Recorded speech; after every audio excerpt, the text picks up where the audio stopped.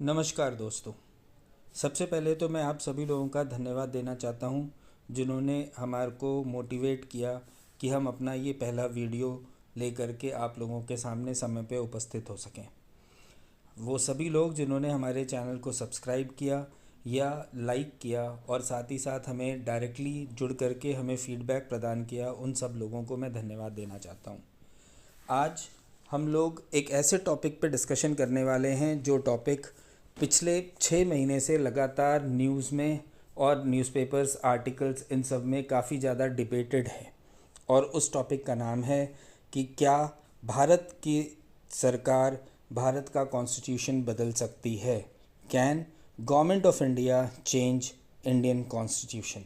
एक ऐसा सवाल जिसके बारे में अलग अलग लोगों ने अलग अलग व्याख्याएं दी, अलग अलग डिस्कशंस में अलग अलग बातें करी, लेकिन आज हम बात करेंगे कि भारतीय संविधान में लिखी हुई जो आर्टिकल्स हैं, उन आर्टिकल्स, उन प्रोसीजर्स या उन फंडामेंटल राइट्स को ध्यान में रखते हुए क्या भारत की सरकार भारत का कॉन्स्टिट्यूशन को बदल सकती है। इस सवाल का जवाब जानने की हम कोशिश करेंगे। इससे पहले हम आगे बढ़ें, हमें दो वर्ड्स के बीच में डिफरेंस समझना बहुत ज़रूरी है। पहला अमेंडमेंट और दूसरा चेंज।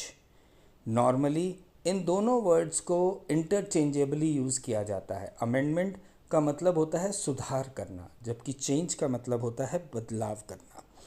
तो हमारा कॉन्स्टिट्यूशन कहता है कि कॉन्स्टिट्यूशन में सुधार किया जा सकता है, अमेंडमेंट किया जा सकता है, पर बदलाव नहीं किया जा सकता। भारत का संविधान बदला नहीं जा सकता, इसे सुधारा जा सकता है। और उसको सुधारने के लिए आर्टिकल 368 ने, जो कि हमारे संविधान का आर्टिकल है 368, उसने इंडियन पार्लियामेंट को पावर दिया है कि वो कॉन्स्टिट्यूशन में अमेंडमेंट्स कर सके। इंडियन पार्लियामेंट भारतीय संसद, ना कि भारतीय सरकार। सरकार और संसद दोनों में फ़र्क है। संसद में पक्ष और विपक्ष दोनों मिलकर फैसला करते हैं, जबकि सरकार कैबिनेट के थ्रू डिसीजन मेकिंग करती है। इसलिए ये कहना कि भारतीय संविधान को सरकार बदल सकती है, ये बिल्कुल ही अनुचित होगा। और हमें ये जानना ज़रूरी है कि भारतीय संविधान को सिर्फ भारत की संसद में ही सुधार किया जा सकता है और उसे सरकार एक तरफा बदलाव या सुधार नहीं कर सकती। ध्यान रखिए कि एक बार फिर से इंडियन पार्लियामेंट के पास ये डिसीजन मेकिंग है, भारतीय सरकार के पास नहीं।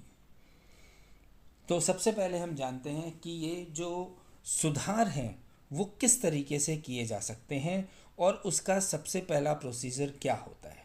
तो कोई भी सुधार अगर हमें अपने संविधान में करना है तो सबसे पहले एक विधेयक यानी एक बिल जो कि इस सुधार के लिए हो, वो इंडियन कॉन्स्टिट्यूशन के तहत हमें वो किसी भी पार्लियामेंट के हाउस में, यानी लोकसभा और राज्यसभा, इनमें से किसी भी हाउस में कोई भी व्यक्ति जो कि इस हाउस का मेंबर हो, वो एक बिल प्रेजेंट कर सकता है। याद रखिए, इंडियन पार्लियामेंट लोकसभा और राज्यसभा, ना कि स्टेट लेजिस्लेचर की राजस्थान असेंबली या फिर आपका आंध्र प्रदेश असेंबली, यहाँ पर इनके पास कोई भी राइट्स नहीं होते कि वो भारत के संविधान में किसी भी तरह का सुधार या बदलाव कर सकें। तो पहला स्टेप हुआ कि बिल प्रेजेंट किया जाए इंडियन कॉन्स्टिट्यूशन में चेंज अमेंडमेंट का, और वो बिल लोकसभा या राज्यसभा में कोई भी व्यक्ति इसे प्रेजेंट कर सकता है। इस बिल को प्रेजेंट करने के लिए मिनिस्टर होना आवश्यक नहीं है, और ना ही बिल प्रेजेंट करने से पहले हमें प्रेसिडेंट ऑफ इंडिया की कोई रिटन या मौखिक अप्रूवल लेने की ज़रूरत है। जब हम बिल प्रेजेंट करते हैं तो बिल को डिपेंडिंग अपॉन कि किस तरह का बिल, किस तरह का विधेयक, किस तरह का सुधार हमारे संविधान में करने की बात की जा रही है, डिपेंडिंग अपॉन दैट हमारे स्पेशल मेजॉरिटी के साथ इस बिल को ईच हाउसेस ऑफ पार्लियामेंट में पास करना आवश्यक होता है। जब हम बात करते हैं स्पेशल मेजॉरिटी की, तो इसका मतलब होता है 50% of the total number of members जो कि एक हाउस के हैं, यानी अगर हम लोकसभा की बात करें आज की डेट में तो 543 मेंबर हैं। तो मोर देन 50% का मतलब होता है कि आउट ऑफ 543 272 लोग हमारे इस बिल के पक्ष में वोट करें, तब जाकर के ये बिल पास किया जा सकता है। साथ ही साथ 2/3 of the total number of people present, हालांकि 543 लोगों का एक सदन है लोकसभा का, पर यह आवश्यक नहीं है कि हर वक्त 543 लोग बिल प्रेजेंट करते वक्त या बिल के समय वोटिंग होते वक्त प्रेजेंट रहें। तो जितने भी लोग बिल के वक्त वोटिंग करते वक्त प्रेजेंट हैं, उन लोगों का 2/3 बहुमत होने से ही ये बिल को पास किया जा सकता है, अदरवाइज उस बिल को हम पास नहीं कर सकते। इसके बारे में जानकारी हम आने वाले स्लाइड्स में और डिटेल में आपको प्रोवाइड करने की कोशिश करेंगे। इसका अगला स्टेप जो है वो ये है कि कुछ बिल्स ऐसे होते हैं जहां पर लोकसभा और राज्यसभा से बिल पारित होने के बाद इन बिल्स को कंसेंट लेना होता है 50% ऑफ इंडियन स्टेट लेजिस्लेचर से, यानी जो राज्य की सरकारें होती हैं, जो राज्य का लेजिस्लेचर होता है, विधानसभा जो होती है, उन विधानसभाओं से इनको 50% प्लस की मेजॉरिटी से बिल पास कराना होता है। और देश में अगर आज की डेट में 28 राज्य हैं तो 28 में से 14 राज्यों को ये बिल पास करना होता है अपने लेजिस्लेचर में, तभी जाकर के ये जो अमेंडमेंट है, ये जो सुधार है, ये लागू किया जा सकता है, अन्यथा नहीं। लेकिन ये सब केसेस में नहीं होता, सिर्फ कुछ स्पेसिफिक केसेस में होता है, जिसके बारे में चर्चा हम आगे आने वाले वीडियो में आगे आने वाले स्लाइड्स में करेंगे। Once the amendment is passed, एक बार जब दोनों पार्लियामेंट यानी लोकसभा और राज्यसभा से हमारा बिल पास होता है, और उसके बाद अगर ज़रूरत पड़ी तो राज्य से जो लेजिस्लेचर्स होते हैं, जो विधानसभा होती है, वहाँ पर जो बिल पास होता है, उसके बाद पार्लियामेंट से ये बिल भेजा जाता है प्रेसिडेंट ऑफ इंडिया को। और जब तक प्रेसिडेंट ऑफ इंडिया के इस बिल के ऊपर अप्रूवल्स नहीं आते, तब तक ये बिल को पास नहीं किया जाता, और तब तक ये जो सुधार है इसे पेंडिंग रखा जाता है, यानी कि इस सुधार का final approving authority president of India होते हैं। अब हमारे लिए ये अभी तक तो हम ये समझ चुके हैं कि भाई बिल को सुधार कैसे किया जा सकता है। बिल को सुधारने के लिए किन किन प्रोसेसेस के थ्रू गुजरना पड़ता है, सिंपल मेजॉरिटी, स्पेशल मेजॉरिटी, या स्टेट लेजिस्लेचर का रेटिफिकेशन और प्रेसिडेंट ऑफ इंडिया का अप्रूवल, इसके बाद ही एक बिल को पास किया जा सकता है। तो अब हम समझते हैं कि यार ये जो स्पेशल अप्रूवल्स हैं या फिर जो सिंपल मेजॉरिटी है, रेटिफिकेशन ऑफ स्टेट है, ये किस तरीके से काम करता है। तो सबसे पहले हम देखते हैं किस तरह के अमेंडमेंट्स हैं और उनको पास करने का क्या तरीका है। कुछ अमेंडमेंट्स ऐसे होते हैं जो लोकसभा और राज्यसभा एक सिंपल मेजॉरिटी से भी पास करा सकती है और उन अमेंडमेंट्स को लागू किया जा सकता है। कुछ अमेंडमेंट्स ऐसे होते हैं जहां पर हमें स्पेशल मेजॉरिटी की ज़रूरत पड़ती है, और कुछ ऐसे होते हैं जहां पर हमें स्पेशल मेजॉरिटी के साथ साथ ratification by 50% of state legislature, यानी 50% ऑफ विधानसभा जो कि देश में है, उन 50% विधानसभाओं के द्वारा इस बिल के ऊपर कंसेंट देना आवश्यक होता है, तब जाकर के इन बिल्स को पास किया जा सकता है। तो 3 तरह के अमेंडमेंट्स होते हैं, simple majority, special majority with ratification with from the state legislatures. तो सबसे पहले बात करते हैं हम सिंपल मेजॉरिटी की। क्या है ये सिंपल मेजॉरिटी? जैसा कि वर्ड बता रहा है आपको, सिंपल मेजॉरिटी का मतलब होता है कि एक बिल जिसको हमने अमेंडमेंट के लिए पेश किया, आर्टिकल 368 के अंतर्गत, उस बिल को दोनों हाउस ऑफ पार्लियामेंट पास करे by a simple majority. Simple majority means अगर टोटल नंबर ऑफ सीट्स जो कि एक पार्लियामेंट में है उसका 50% + 1 से उस बिल को पास कराना चाहिए, और दोनों सदन जब इसे पास कर देते हैं सिंपल मेजॉरिटी से, तो इस तरह के अमेंडमेंट्स को लागू किया जा सकता है after approval from the president of India. याद रखिए किसी भी तरह का अमेंडमेंट हो, प्रेसिडेंट ऑफ इंडिया का फॉर्मल अप्रूवल इज़ इम्पॉर्टेंट, उसके बिना कोई भी अमेंडमेंट नहीं किया जा सकता।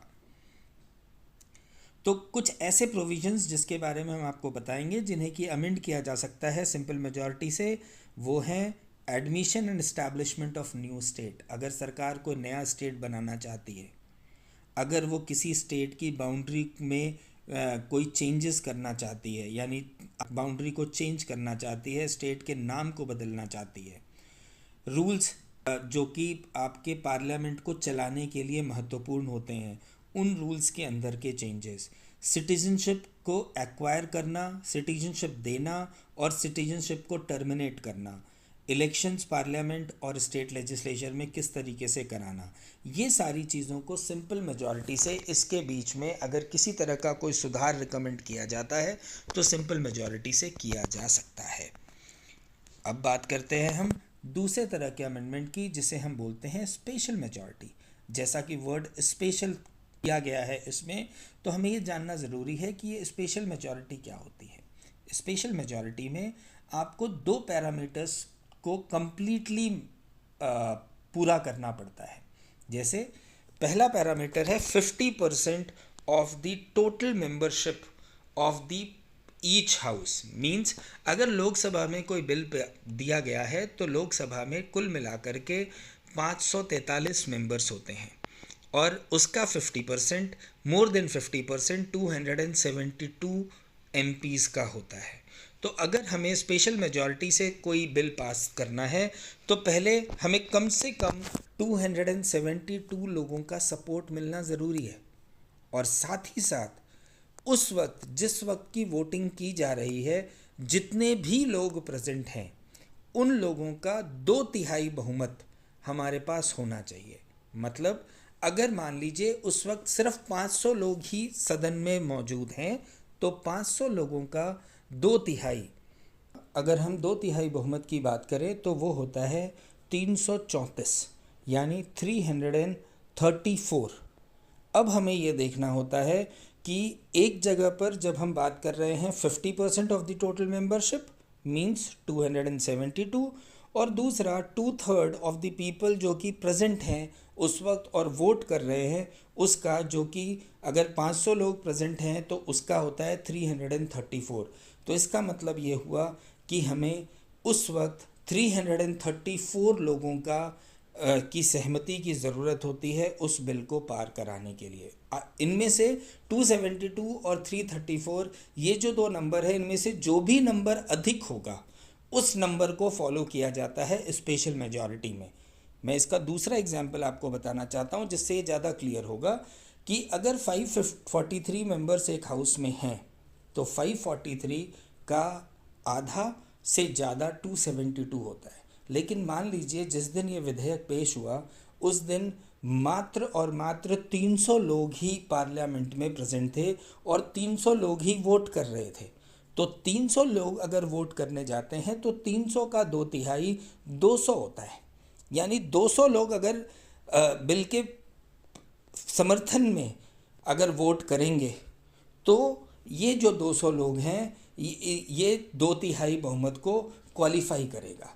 बट अगर मान लीजिए 200 लोगों ने वोट कर तो दिया बिल के फेवर में, लेकिन 50% ऑफ द हाउस क्या है 272, तो इन दैट केस जो 300 लोग वोट कर रहे हैं उसमें से 272 लोगों को समर्थन देना होगा, तब जाकर के बिल को पास किया जा सकता है, ना कि 200। यानी 50% ऑफ द टोटल मेंबरशिप और 2/3 of the total number of people present and voting, इसमें से जो ज़्यादा होगा वो नंबर काउंट किया जाएगा।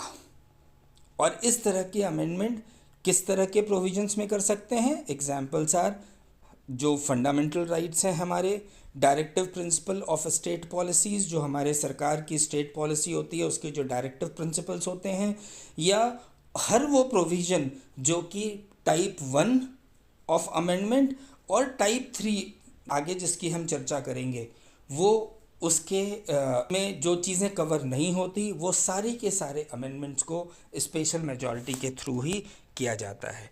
याद रखिए हमेशा चाहे किसी भी तरह का अमेंडमेंट हो, प्रेसिडेंट ऑफ इंडिया का अप्रूवल ज़रूरी है, मैंडेटरी है। इसके बाद तीसरे तरह का अप्रूवल जो है वो है special majority with state consent, यानी दोनों सदन तो पारित करें स्पेशल मेजॉरिटी से, जिसे हमने अभी थोड़ी देर पहले समझा कि 50% of the total member and 2/3 of the total people present and voting में से जो ज़्यादा नंबर होगा उतने यस होने के बाद ही स्पेशल मेजॉरिटी प्रूफ होती है। और जब स्पेशल मेजॉरिटी से दोनों सदन किसी बिल को पारित करते हैं और उसके बाद उन बिलों के ऊपर हमें राज्य के जो विधानसभाएं हैं वहाँ से जो हमें कंसेंट चाहिए होती है, उस वोट लेने के बाद ही हम चेंजेस कर सकते हैं। तो कितने परसेंट विधानसभाओं से कंसेंट चाहिए होती है? 50% ऑफ द टोटल विधानसभा जो कि उस वक्त एक्टिव है। यानी अगर 28 राज्य है हमारे पास, तो 28 में से 14 राज्यों की विधानसभा से ये बिल पारित होना चाहिए विथ अ सिंपल मेजॉरिटी, यानी जितने लोग प्रेजेंट हैं वो वोट करें और अगर उनका 50% से ऊपर होता है तो वो बिल पारित हो जाता है और तब वो काउंट होता है स्टेट कंसेंट के अंतर्गत। वंस दी स्टेट कंसेंट मिलता है उसके बाद प्रेसिडेंट ऑफ इंडिया के इसके ऊपर हस्ताक्षर होते हैं और ये बिल पारित माना जाता है। But remember 50% of the state legislature of the country. किस तरह के प्रोविजंस हैं जिसको इस्तारा जा सकता है? वो है election of president and it's manner, extent of executive powers of union and state, यानी सेंट्रल गवर्नमेंट और स्टेट गवर्नमेंट के जो पावर्स दिए हुए हैं उन पावर्स का किस एक्सटेंट तक वो पावर्स होने चाहिए, उसके अंदर किसी भी तरह का सुधार अगर किया जाए तो वो अमेंडमेंट 3 टाइप से ही किया जा सकता है। Any of the provision listed in schedule 7 of Indian constitution and power of parliament to amend constitution and its procedure, यानी ये जो पावर पार्लियामेंट को दी गई है ना, अगर आप कोई भी अमेंडमेंट कॉन्स्टिट्यूशन में इस तरीके का करना चाहते हैं, प्रोसीजर में करना चाहते हैं, तो आपको जहाँ पर कि स्टेट इन्वॉल्व है वहाँ पर आपको इस 3rd कैटेगरी से ही किया जा सकता है। और फाइनली एक बहुत ही इम्पॉर्टेंट चीज़ जिसके बारे में आजकल हम सुनते आ रहे हैं, सुप्रीम कोर्ट और हाई कोर्ट के अंदर दखल। सुप्रीम कोर्ट और हाई कोर्ट के अंदर दखल भी सरकार नहीं दे सकती, पार्लियामेंट कर सकती है। तो कोई भी provision related with supreme court and high court को भी special majority with 50% of state consent के साथ ही पारित किया जा सकता है। अब हम बात करते हैं, ये तो हो गए तीनों तरह के अमेंडमेंट्स। हमने अभी तक देखा कि क्या सरकार बदल सकती है संविधान। हमें समझ में आया कि आर्टिकल 368 2 वर्ड्स का इस्तेमाल करता है, अमेंडमेंट का इस्तेमाल करता है और चेंज का इस्तेमाल करता है, और कहता है कि संविधान में बदलाव नहीं किया जा सकता बल्कि संविधान में अमेंडमेंट किया जा सकता है। कितने तरीक़ों से किया जा सकता है? 3 तरीक़ों से अमेंडमेंट को किया जा सकता है। Simple majority, special majority with 50% of state, ratification of state legislature. अब हम बात करते हैं कि कितना स्कोप है इंडिया के कॉन्स्टिट्यूशन को अमेंड करने के लिए, क्योंकि अभी तक हम चर्चाएं कर रहे थे, न्यूज़ में आ रहा था संविधान बदल दिया जाएगा, संविधान बदला जाएगा, संविधान खतरे में है। तो पहले आप ये समझिए कि हमारे देश के जो संविधान है उसको अमेंड यानी उसमें सुधार करने की क्या गुंजाइश बनती है। Parliament under article 368 can amend any part of constitution including fundamental rights but without affecting the basic structure of constitution. 368 क्या बोलता है कि पार्लियामेंट किसी भी तरह के संशोधन को कर सकता है, किसी भी तरह के सुधार को कर सकता है अंडर आर्टिकल 368, जो कि इंक्लूड करते हैं हमारे संविधान के द्वारा दिए गए फंडामेंटल राइट्स अपने सिटीजन्स को। उसको भी अगर चाहें तो पार्लियामेंट उसमें सुधार कर सकता है without affecting the basic structure of constitution, यानी जो हमारे संविधान की जो बेसिक नींव है, जिसके आधार पर यह संविधान लिखा गया है, उसको अफेक्ट किए बिना किसी भी तरह का सुधार पार्लियामेंट अंडर 368 आर्टिकल कर सकता है।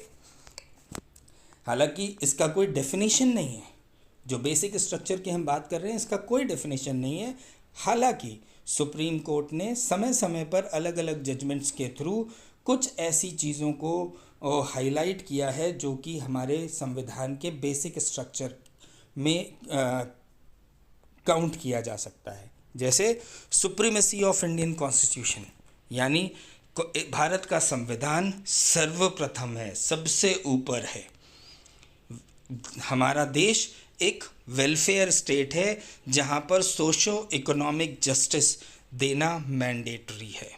The secular character of the constitution, यानी हमारे देश में जो कई बार आपने सुना होगा, लोग कहते हैं कि देश में हिंदुत्व है, देश में इस्लामिक राष्ट्र बनाने की कोशिश की जा रही है। ऐसा कुछ भी नहीं किया जा सकता। ना ही देश को एक हिंदुत्व राष्ट्र बनाया जा सकता है और ना ही देश को एक इस्लामिक राष्ट्र में कन्वर्ट किया जा सकता है। क्यों? क्योंकि हमारा संविधान इस चीज़ की इजाज़त नहीं देता है। संविधान कहता है कि देश सेकुलर है।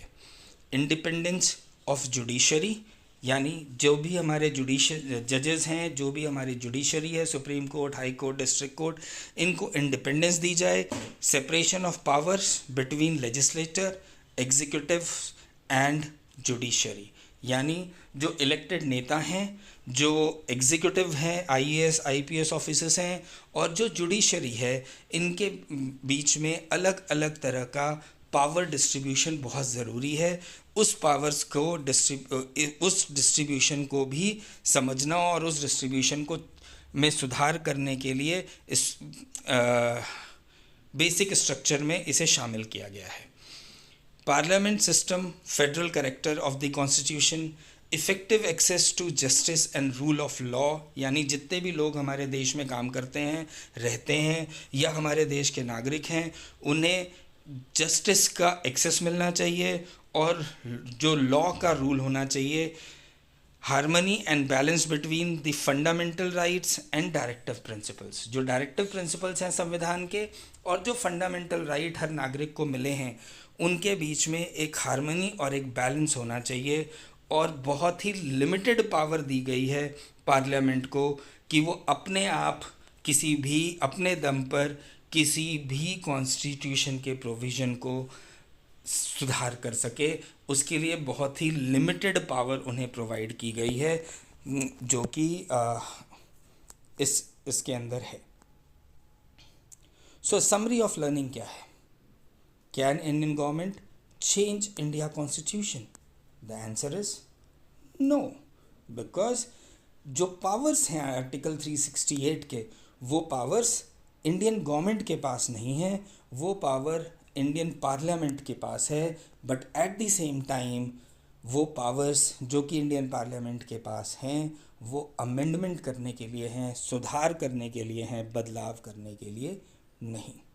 Can parliament amend various provisions? Yes, parliament amend कर सकते हैं वेरियस प्रोविजंस को based on the type of provision जिसे हम जिसे हम सुधारना चाहते हैं, और उसके अप्रूवल मैट्रिक्स को फॉलो करते हुए पार्लियामेंट इस तरह के प्रोविजंस में सुधार ला सकती है। ये तो था हमारा एक छोटा सा प्रयास, जहाँ पर हमने आपको ये बताने की कोशिश की कि जो एक बहुत ही डिबेटेड टॉपिक काफ़ी दिनों से चला आ रहा था कि संविधान में बदलाव किया जाएगा, संविधान बदल दिया जाएगा, उसके बारे में एक संवैधानिक रूप से क्या पॉसिबिलिटी बनती है, उसके बारे में एक छोटी सी इन्फॉर्मेशन। मैं आप सब लोगों का तहे दिल से शुक्रगुजार हूँ जिन्होंने हमारे इस चैनल को लाइक किया है, सब्सक्राइब किया है और शेयर किया है। साथ ही साथ मैं आप सब लोगों से ये दरख्वास्त करता हूँ कि इसी तरीके के वीडियोस, इसी तरीके की नॉलेज को अगर आप पाना चाहते हैं और चाहते हैं कि हम जल्दी जल्दी से संविधान के अलग अलग हिस्सों को आपके लिए लेकर के आएँ सिंपल अंडरस्टैंडिंग के साथ, तो रिक्वेस्ट करूँगा कि हमारे चैनल को लाइक, सब्सक्राइब और शेयर करें। और किसी भी तरीके का फीडबैक अगर आप हमें देना चाहते हैं तो please mail us at aapkasamvidhan@gmail.com। Follow us on Instagram and Facebook @आपका संविधान हमारा ID है। Thank you very much and see you soon. Thank you once again to all my lovely audience. Thank you.